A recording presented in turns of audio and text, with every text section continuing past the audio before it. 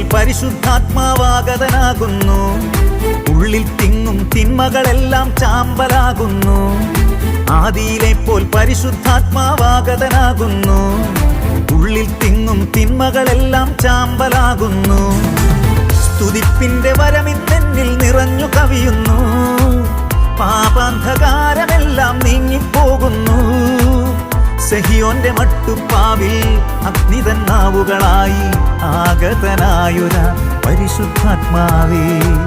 സെഹിയോന്റെ മട്ടുപ്പാവിൽ അഗ്നിതന്നാവുകളായി ആഗതനായൊര പരിശുദ്ധാത്മാവേ.